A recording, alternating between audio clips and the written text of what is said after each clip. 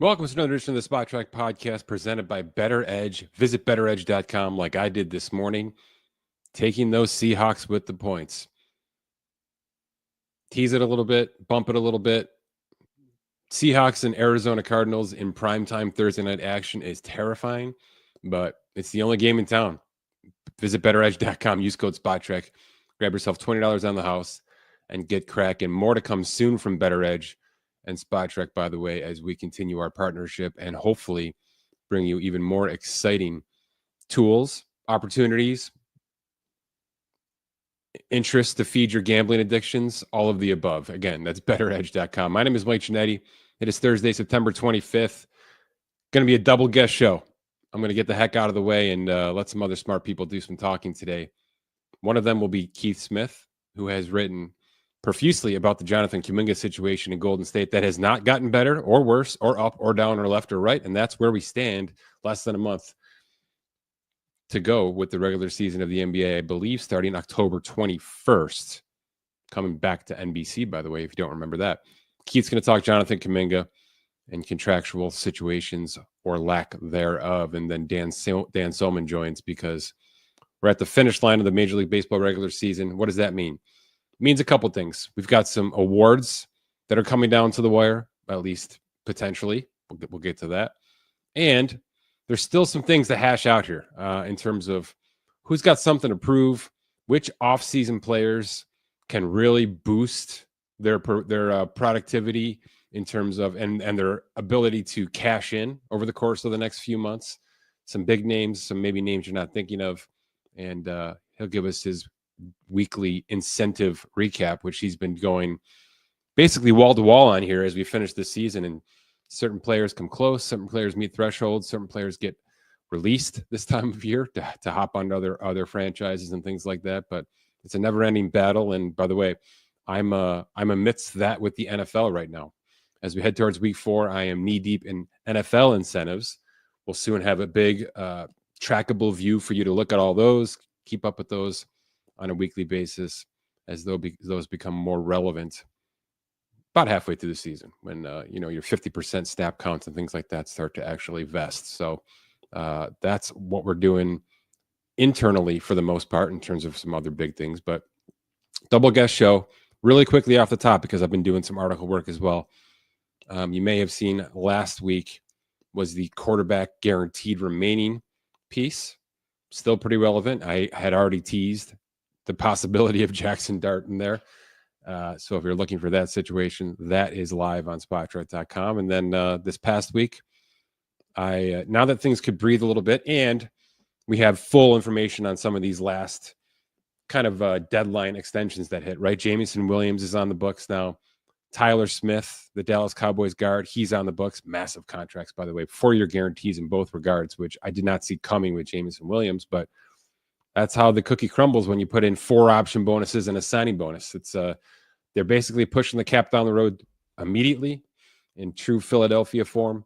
And they're just hoping that because of his age and because of where things are headed with that franchise, that they can get some value out of doing a very early extension on one of their most dynamic weapons. So I get it, but he's had injuries, obviously the outfield gambling stuff. There's some reasons that you didn't have to go full boat on him.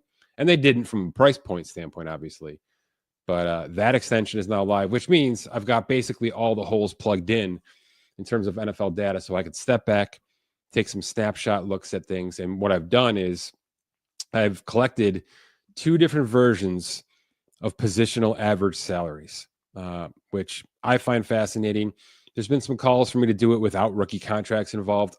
That's certainly a way to go, and I can do that, and I'll post that to socials when I have that information. But it's incorrect from a league standpoint. If you're looking at this from the sky view, from the top down, it's incorrect to not include those because so much of salary cap team building involves the use of many rookie wage scaled contracts. It's just how you fit in 53 to 65 players when you talk about reserve lists under this salary cap threshold, especially when you're Dallas with $60 million players, especially when you're Philadelphia with 5 players north of $25 million a year. It's just the going rate of doing business. So certainly there's always a way to punch a hole in every single data set, but for the most part, This is about as clean cut as we can get to. For those of you who haven't noticed, and I haven't really announced it here at all, we have made a fairly significant change to our NFL data on SpotTrack.com, which is positional changes. We've tightened things up a little bit just because of where the league has gone, where some of the statistical reference points have changed to, and even NFL.com itself and some of the media information that we're privy to at times has gone this route for the most part. So we have updated our positional groupings to include edge defenders as a whole. So based on the scheme that your particular team runs, that could be defensive ends, that could be outside linebackers, but we've properly framed, tagged, and pointed those players into an edge defender group. And then vice versa, interior defensive linemen, that's your nose tackles, your DTs, and the DEs when you're talking about a 3-4 structure, and there's outside linebackers that rush the quarterback. So those players have been tagged properly. And then the overflow, of course, is your off-ball linebackers, which are just called linebackers in our system. So it's edge defenders, interior defensive linemen, and linebackers. Those are the big three defensive categories now that have been changed, been renamed, been updated essentially. But I think it's a better data set for us to hang on to tag properly, and then obviously to analyze and report on going forward like I'm doing here. Nothing else has changed. We still uniquely break out offensive linemen. So there's offensive tackles, there's guards, there's centers kind of separately. It's still cornerbacks and safeties, right? Versus having just defensive backs or a secondary. Obviously, we have the ability to group those things as needed. But for ranking purposes, those things kind of stand on their own. So I've got a comprehensive list here. There's an article associated with that on SpotTrack, which I've pushed out the socials a couple times now. But in terms of the whole league, so any player on an active contract, that's active 53 roster, that's reserve list for some reason. Active means active, okay? I've collected all the contract information, thousands of players here. And if you're looking at the visuals on the actual article itself, where I've got, data set tables here, I tell you how many players have been included in the data set. So for instance, there's 86 quarterback contracts involved in what came out to an almost $14 million average salary. That's everybody. That's from Dak Prescott at 60, all the way down to Spencer Rattler, all the way down to the backup of the backup of the backup on the Miami Dolphins. Okay. So, all 4 Cleveland Browns quarterbacks. It's every quarterback on an active contract, and it's still nearly a $14 million average. It's far and away the highest price point in the NFL. It's the biggest gap that I can find between a single position and any other position in any major sport that we track on the site. It is that important, that powerful, and that well paid at this point in time. It means QB2 money has come way up. QB3 and 4 money exists now, right? I mean, the Browns have 4 active quarterbacks. There are now the 32 starters. So I've given you the bird's eye view, and then I specify it down to what was the week 1 quarterbacks, 32 starting quarterbacks. Those 32 players average over $30 million. Okay. That's the going rate for a starting quarterback, which makes sense. You've heard me talk about the Darnold and the Geno and the Baker contracts as being mid-range salaries. That's exactly what they are. They're mid-range starting quarterback salaries. Now, those numbers should increase. The averages should increase. And it should all be increased based on what the salary cap increases at. That's the golden rule. It never works out that way because these are negotiations. There's no mathematical formula like we have in the NBA, but that is essentially the best case scenario going forward. And for those of you watching on YouTube now, I'm going to share this exact. And now you can see what I'm looking at here, okay, which is the big split between the quarterback situations, 13-9 on a total average, over 30 on the starting quarterback average, and gigantic gaps between that position and anything else. So what's next? In terms of the bird's eye view, the whole league. Offensive tackles are next. Edge defenders and wide receivers, basically neck and neck with interior defensive linemen. Now, fairly close to this conversation, which is probably not a surprise to you if you follow us or follow this kind of information. They've had just a massive 3 straight off seasons of IDL money, right? More this year, huge Chris Jones contract, which is still a unicorn situation in that league. But that's where things are going, okay? I hate to do it, but I'm going to go down to the bottom of this list where obviously you're going to have your special teams, your long snappers, your punters, and your fullbacks, which we only have 14 active fullbacks, positionally speaking, in the league right now.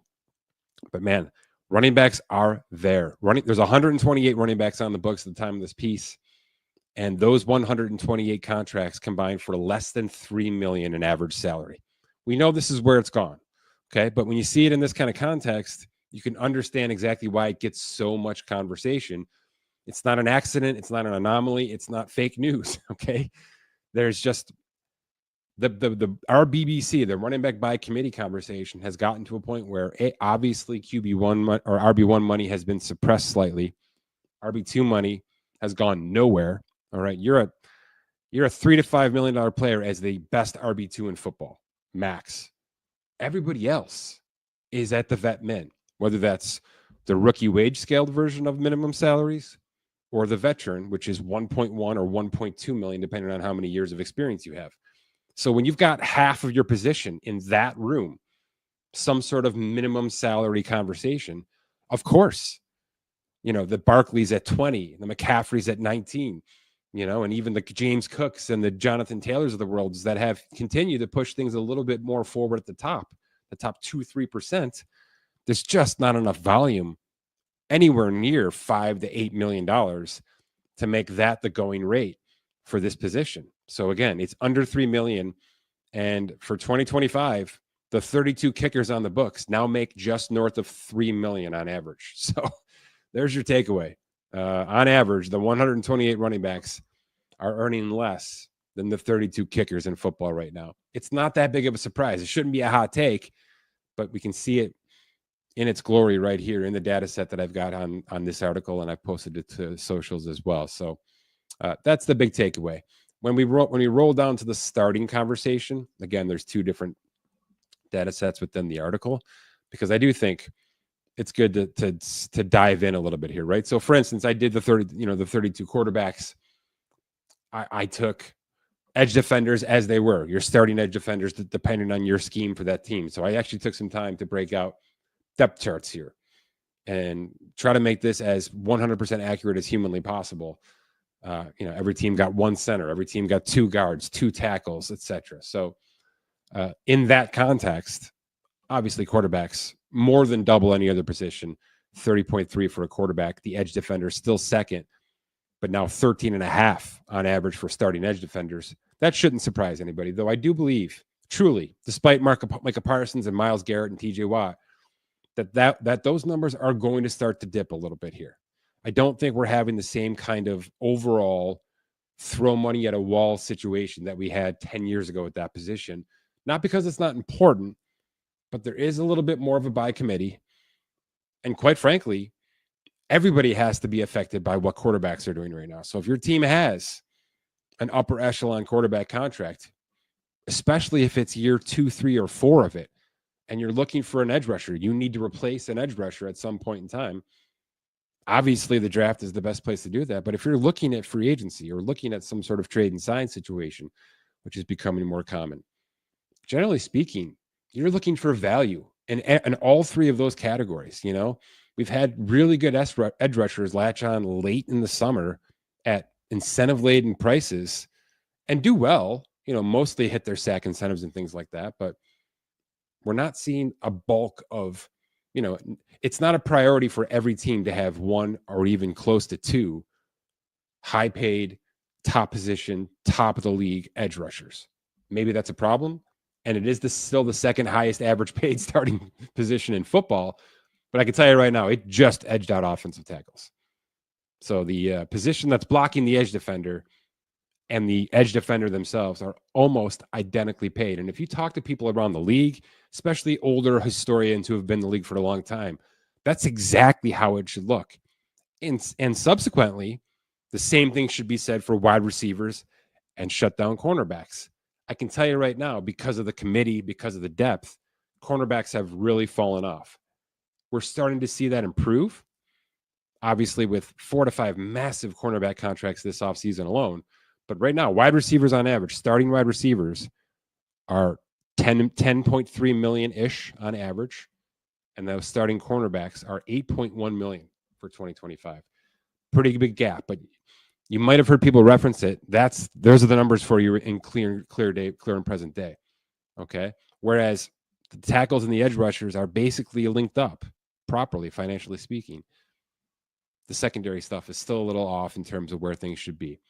Running backs and tight ends in terms of starting positions have been attached at the hip for 5 to 6 straight seasons.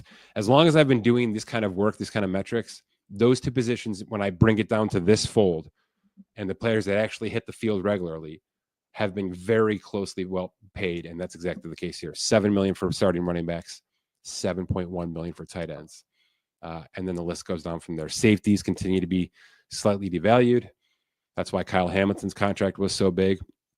And the off-ball linebacker, despite, again, teams are doing right by it. You know, we're seeing pretty good re-ups. Fred Warner got a great re-up this year in San Francisco, but that's, again, one of those positions where you got 3 or 4 on the depth chart.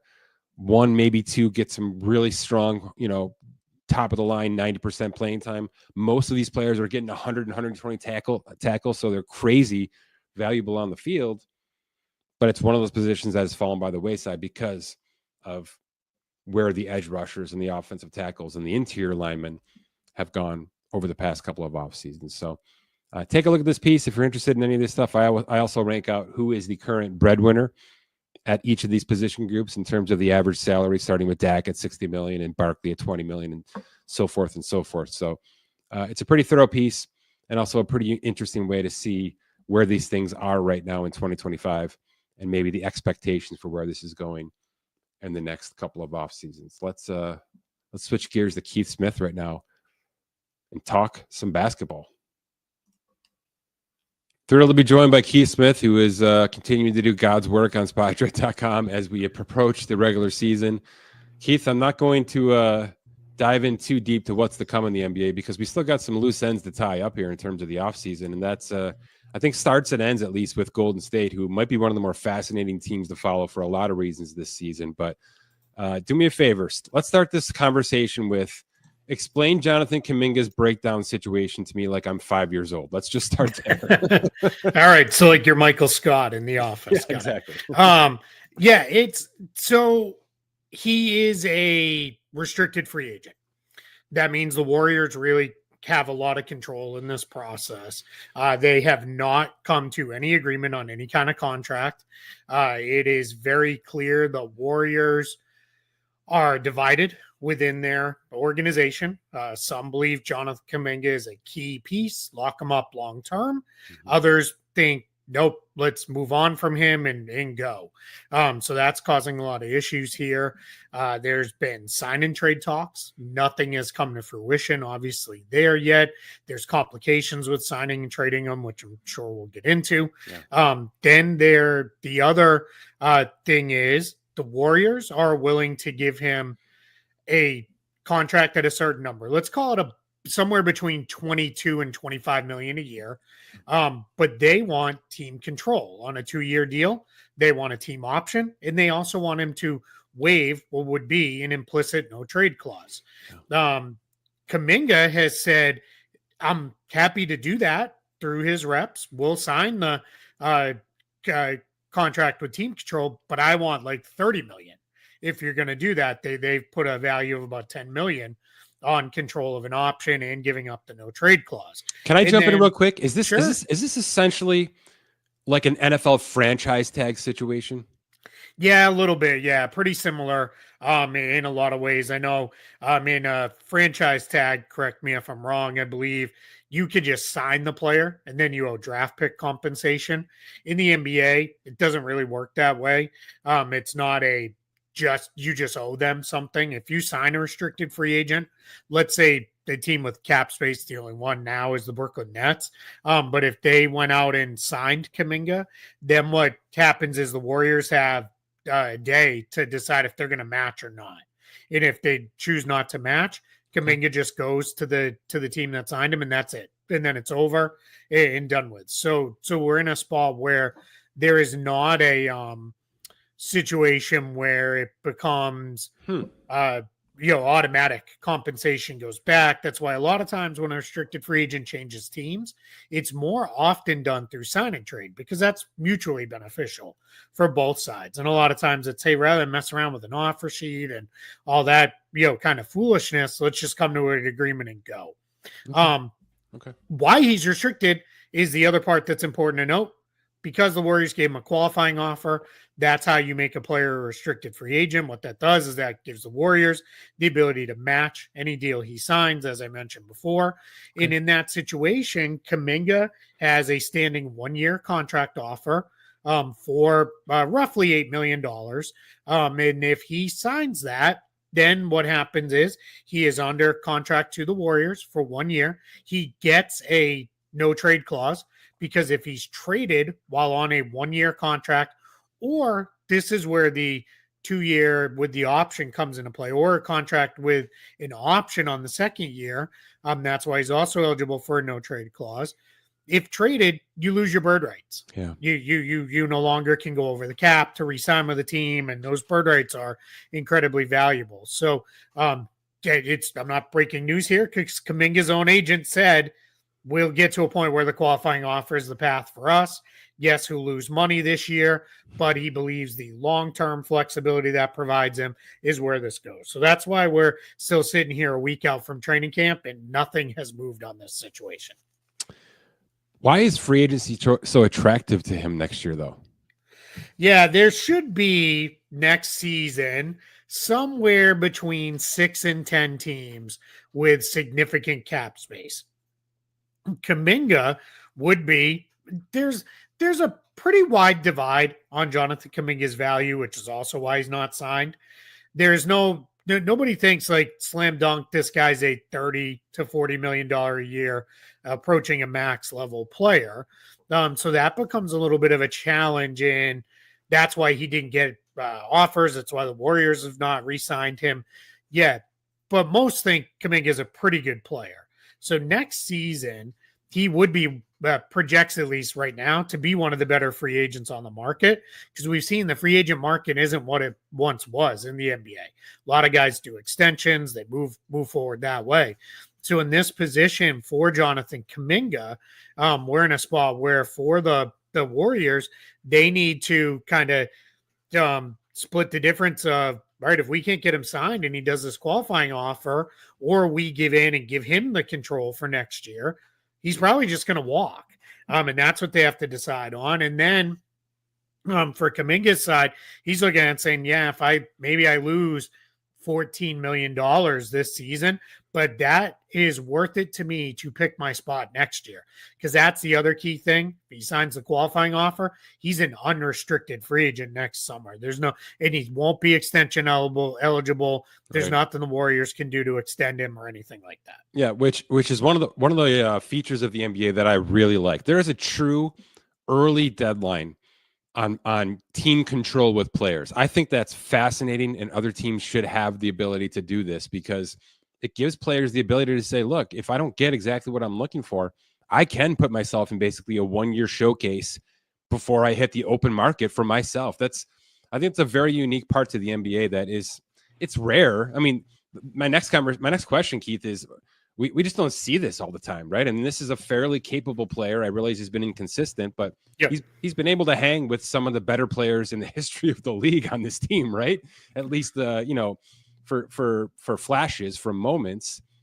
Why has this player not been more desired in terms of trades? I realize that teams have certainly run out of assets, and the second apron situation has made things harder in that regard.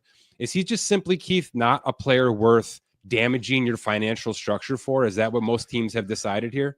Yeah, so there's two parts to that. Part one is there just weren't a lot of teams with cap space this offseason. We really only ended up with 3. In the Milwaukee Bucks went through a very complicated path to get there to sign Miles Turner with a direction. The Grizzlies, somewhat complicated path to get there to renegotiate and extend Jaren Jackson Jr. So while, yes, they were cap space teams, they went that route for very specific reasons. So take them off the list. And that left the Nets. And the Nets have decided, even though Kuminga is far from old, like I think he turns 23 at some point this season, they are in a spot where the Nets said, this just isn't the guy we want to give a big offer sheet to that the Warriors won't match because we're very early in our rebuild. We're going to build around our kids and we're going to take on bad contracts for assets and those kind of things. So there was no other team right now that could offer him anything that the Warriors. If a team came and said, here's the mid-level exception that starts at $14 million, the Warriors would absolutely match that because he's worth that amount. Then to the Warriors side, that's where that internal divide comes in. There are definitely members of the team's leadership that believe Jonathan Kuminga should be on a $25 to $30 million a year contract and go, but there's others who are, no, he shouldn't. And they, I think, are trying to prep for, we've probably got a couple more years left of Steph and Draymond and now Jimmy Butler. We're going to run that out. And then after that, what they want is absolutely as much flexibility as they can have to hit a hard reset. It's going to be a hard reset for this team. And I think they're looking at it and saying, we don't necessarily want 35 million of Jonathan Kuminga on the books if it's not there. And then to the value of the player, he's stuck in the NBA now. Players who are score first players who aren't super hyper efficient just don't have a lot of value in the league right now. We're seeing that across the board. Cam Thomas, who is another restricted free agent this summer, ultimately had to take his qualifying offer with the Nets because no one was interested. And Cam Thomas scored 24 points per game, I think, last season on fairly decent efficiency, but he's a small guard who's the very high profile fight he got in on social media with Zach Lowe, kind of one-sided, believes he is a good playmaker and passer. And I happen to think he's more right than wrong, but Cam Thomas is just not what teams want right now. It's score first small guards, and Kuminga is a score first smaller forward who can't really slide down to play at the guard position. So you're in a spot with him where it's like, where do we go with this where there's not value? Now, I happen to believe the name of the game is still putting the ball in the hoop, and I think Jonathan Kuminga does that really well, so he should have value. But you had mentioned something that I just want to touch on very briefly. The whole idea of betting on yourself, right, by doing this one-year showcase, that is absolutely true, except for in the case of especially Cam Thomas, but potentially Jonathan Kuminga. The team already knows this is a one-year deal and you're out of here anyway. Yeah. They don't have a lot of reason to showcase you. Or play you. Play you, pay you, none of it, right? It's just, we're not even going to deal like Cam Thomas.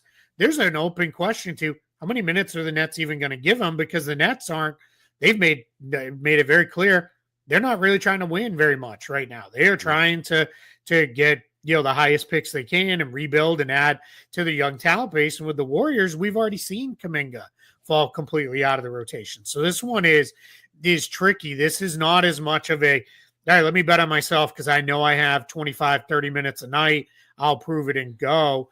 Then either the team will re-sign me or we'll move forward. This is a tough spot for him. Okay. So I'm down near the bottom of the article here. It's a great article. It's if you're watching on YouTube, you're seeing me kind of scroll through this. It's obviously available on Spotrac.com right now. You've basically shot your shot here, Keith. And I think what you're saying makes sense. I have one more question, basic NBA fan question. Is there a world where he signs his qualifying offer, but still can be traded throughout this season? Yeah, without a doubt. Then what has to happen is it needs to be to a team that doesn't need his bird rights to re-sign him. So, because like I said, he would lose his bird rights. But let's say Team X has a whole bunch of cap space, and they're already thinking, well, we'll spend it on Jonathan Kuminga as a free agent. Then they don't really care about his bird rights necessarily. So that's where that could be a situation where it's, that's a team I want to be on. I don't really care about the bird rights. Let's go, sign me there, and we'll move forward. That way. That is certainly possible that could happen. We've seen, it's been pretty rare, but we've seen a handful of guys on the qualifying offer get traded. And it might be a spot for Kuminga too, where he may even say, you know what, I'm not all that interested in going to Team X, but Team X will play me over the last 25, 30 games. Yeah. And I can then build up my value for everybody else, where on the Warriors, it might be I'm getting 10 minutes a night as a backup forward. And that's all they're ever going to give me. And I don't really, know where we go with that. So it's certainly possible. It's a little less likely. And of course, like you said, he'd have the no trade. So he'd have complete control over this process. So that's where the Warriors are in a tough spot. And it is worth noting, if he signs the qualifying offer, he can't waive the no trade clause. He can, of course, always say, not going to invoke it because I'm okay with getting traded. But there is, under the current CBA, I'm trying very hard to no longer call it the new CBA because we're in like year 4.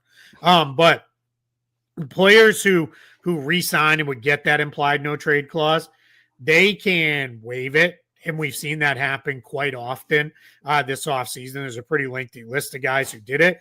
But if you sign the qualifying offer specifically, you cannot waive it. He'll just have it, and then he does have control. So there's nothing the Warriors can do if he goes the qualifying offer route to change things.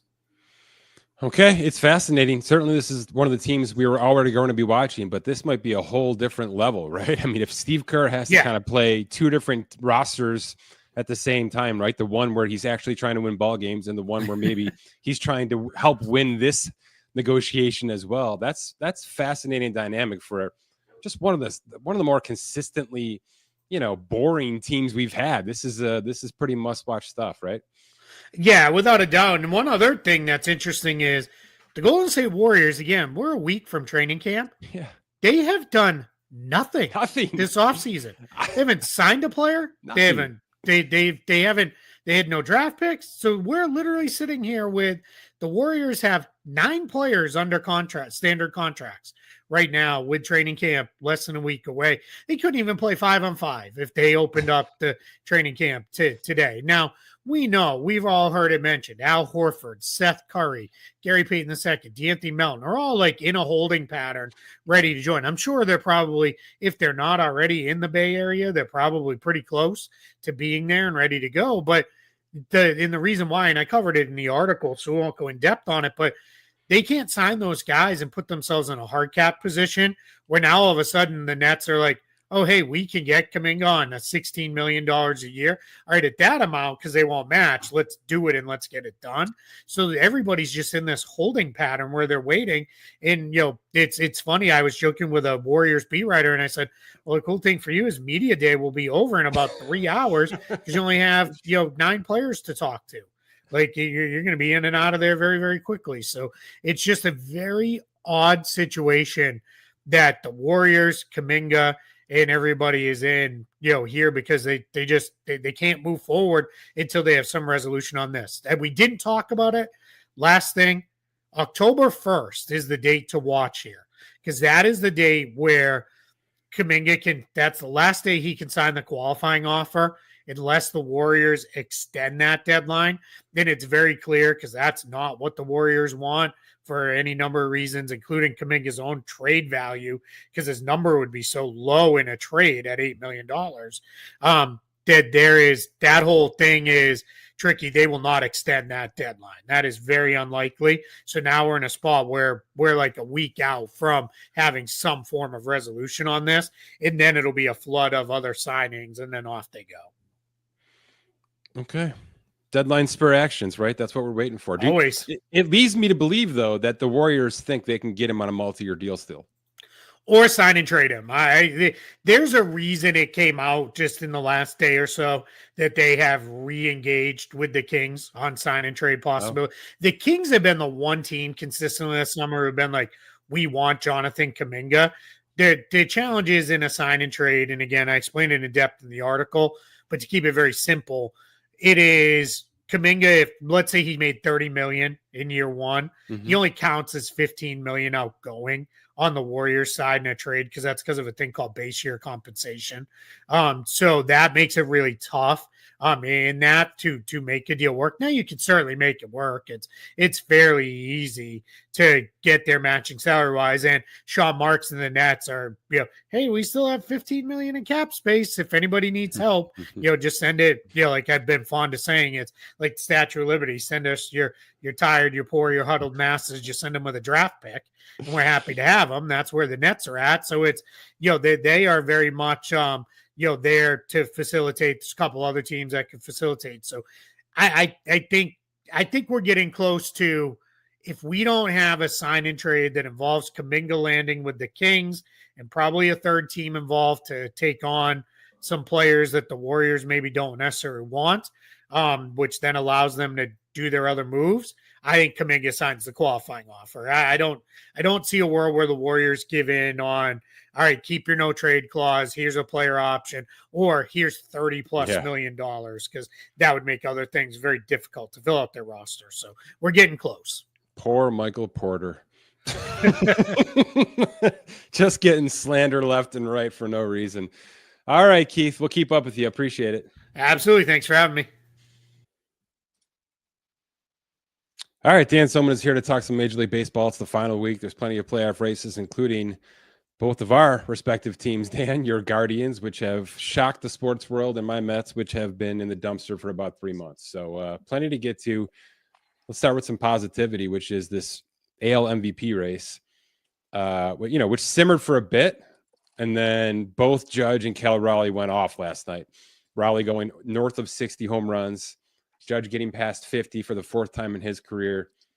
Just, I mean, the Judge stuff is almost at Ohtani level at this point. We're almost fatigued with the Judge stat lines at this point in time, and we shouldn't be, because we've got a guy mashing 50 home runs and hitting 330, and he's not 25, he's 30 something, right? And he does play for one of the highest profile teams in all of sports.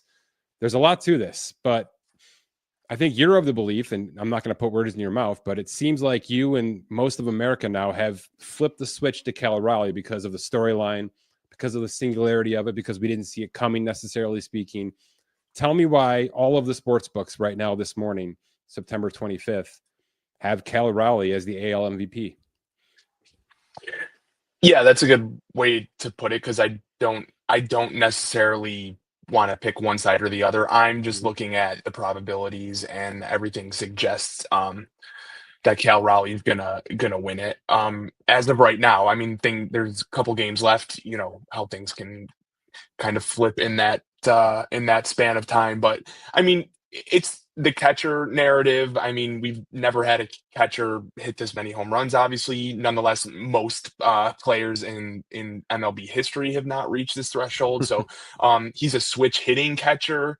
Nonetheless, plays platinum glove defense, meaning the best all around player at that position in the entire league. And I don't think that's about to slow down. So I think you're right to say, we've seen this with Lamar, maybe to some degree in the NFL, Aaron Judge now, Ohtani, et cetera, where we kind of start to get bored with the same name every year, regardless of how great that player is. I mean, you can only write an article about the accolades of Ohtani year after year after year so many times before people are kind of burned out on it and looking for something different. So regardless of how, far above the rest of the pack those players might perform, the general public, has a short attention span and looks elsewhere at some point. So not saying it's right, wrong.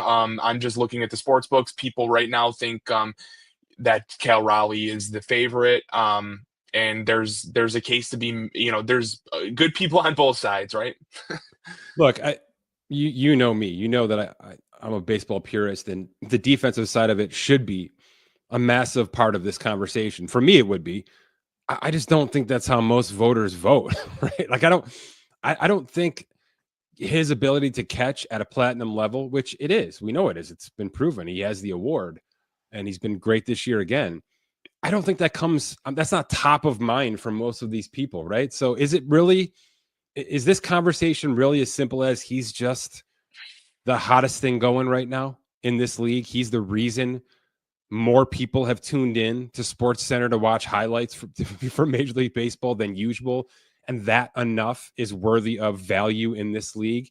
Because, Dan, there are a lot of reasons Aaron Judge should win this award. I'm telling you right now, there's a lot of mathematical reasons that Aaron Judge should be at the top of this list right now, but he's not the number one Sports Center hit right now. And he's not what Twitter is exploding about this morning, or the Today Show, for instance, led with Cal Raleigh, believe it or not, this morning. That's not happening for Aaron Judge for whatever reason. But is it really that simple that it is truly just a popularity contest?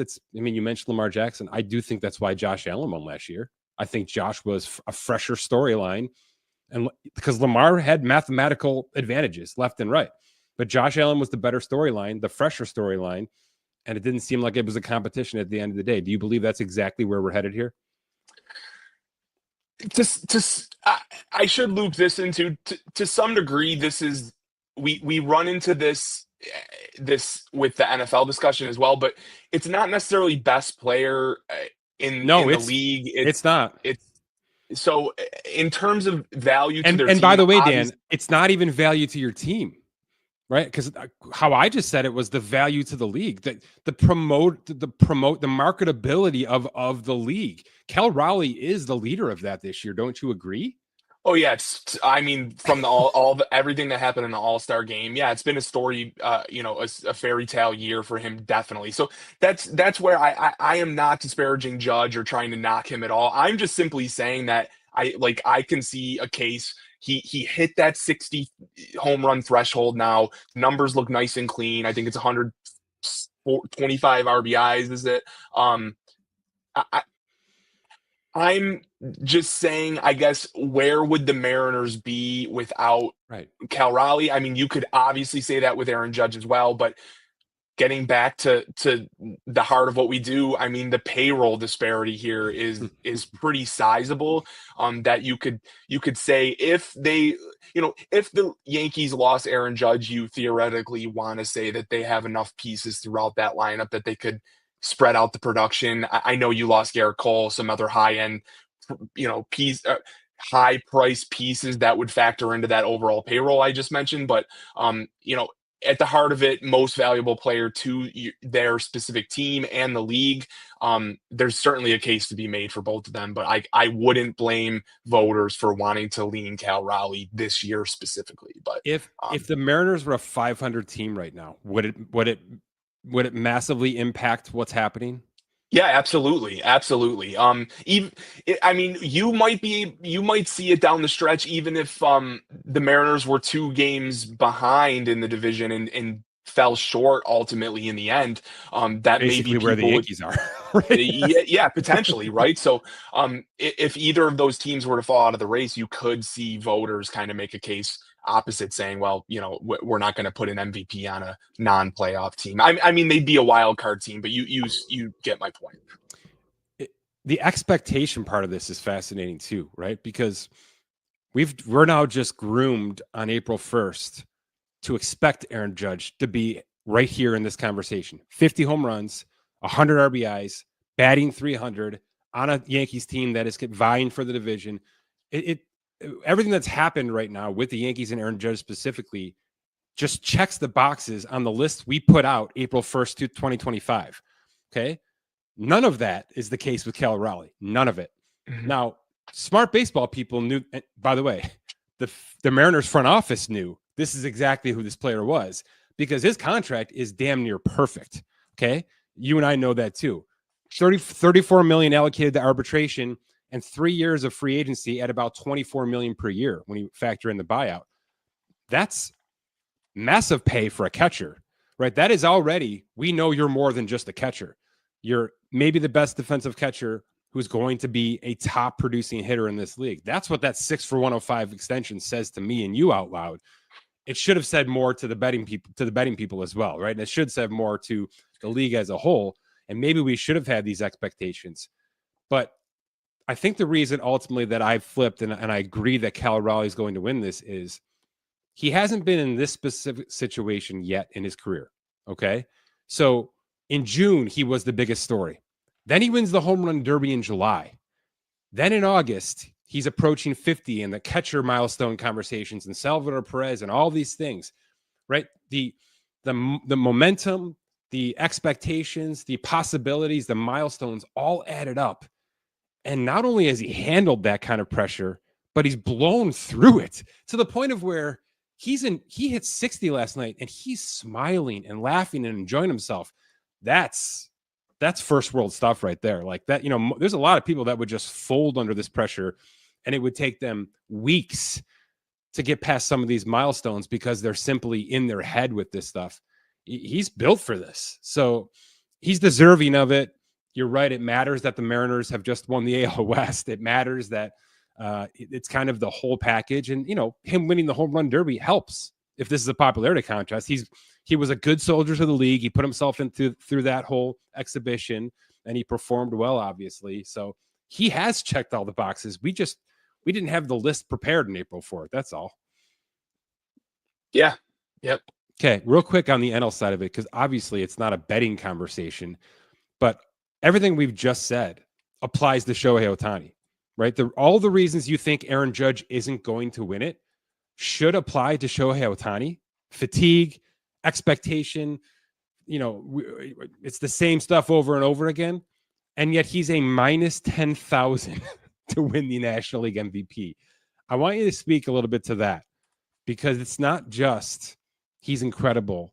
It's got to be more than that at this point, Dan. He is so far past anybody else in this league right now as a total package that I don't even think hyperbole exists anymore. Does it with him?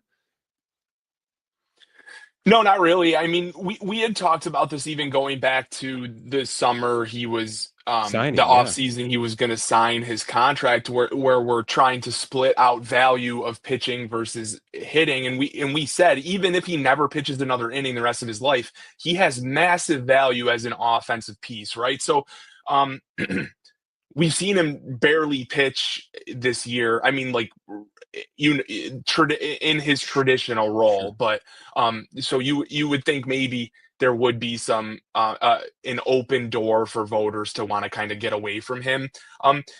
This probably does have something to do with maybe the Mets faltering. Like Juan Soto's season. He's probably number 2 in this, right? So you could throw Kyle Schwarber into that. Yeah. Yeah, but I think the DH position side of that ultimately might have a role in the outcome of where those guys all place. But regardless, if you want to throw Juan Soto into that historic season from him, in many ways, it's just the Mets. They're not going to fall short, but you know what I mean. The vibes there over the second half have not been good. Otherwise, I do think there would be more of like a grassroots sort of following towards trying to vote Juan Soto in for the reasons we just laid out with Lamar and with Cal Raleigh versus Aaron Judge, right? So I think that's the fun takeaway, right? Because we're obviously, the focus is on the AL. It has been on the AL for a couple of months now, but heading into 2026, for me, one of the storylines is going to be, what the hell is it going to take from a National League player to even get themselves in the conversation with Shohei Ohtani? What is it going to take? Because you're right, 2 months of Juan Soto has at least put him in that, the larger conversation, in a ballroom with Shohei Ohtani, but nowhere near the head table, right? What is it going to take over a 6-month season from a National League player to actually get to that finish line?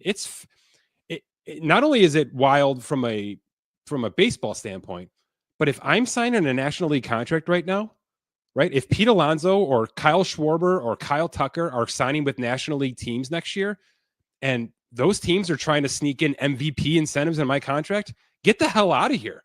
Get away from me. I'm not even touching that conversation in terms of money that I could be making, because as of today, we have zero chance to get to that finish line right now. Zero. We've been proven. It's been proven now for 3 straight seasons that we don't have a chance at a National League MVP because this guy exists right now. So it's fascinating from that perspective too, that, we talk about it in other sports, that the difference between various leagues or conferences or divisions and how that impacts some of the contracts, that will be top of mind for some of these agents, in the AL, in the NL West, in the National League, And just to be clear on what I don't want to put words in your mouth either, but just to clarify for people listening, I think what you're trying to say is if they're trying to lump that in as some sort of like likely to be earned bonus Well, money, and like players are always going to take an incentives package when it's offered to them. But I like you're trying to say they're not going to say take a discount with big escalators that could make your salary get here if you win an NL MVP. I definitely think that happens. Yeah. Maybe not with the rock solid players, but I was thinking also of the Julio Rodriguez contract, Dan, which is basically half guaranteed and then half an option, a vesting conditional option if he wins or places various times in the MVP conversation, something he's failed to do now for the past couple of seasons. So there's a chance that half of his contract gets lopped off because of his MVP standing. And if I'm signing that kind of contract in the National League, that's a death sentence with Shohei Ohtani at his prime right now. So it's fascinating that the two leagues are so different right now in terms of this conversation. But, we'll see what that means in the next couple of weeks in terms of the playoffs. Really quickly, I'm just going to put you on the spot here with, give me your 30-second off the top of your head take. We've got 5 or 6 days of regular season left ahead of us. And then obviously, a month and a half or so of solid postseason baseball. Are there 3 names you can think of for whatever reason that you want the rest of the baseball world to be paying attention to, whether it's because they're about to be a free agent, whether it's because you haven't seen them play enough baseball, whatever it is? Who are the 3 players right now heading towards the postseason that you think baseball should be putting their asses behind? Yeah, that is tough. I mean, to keep it relevant for us, I mean, Alex Bregman is going to have a huge Nice.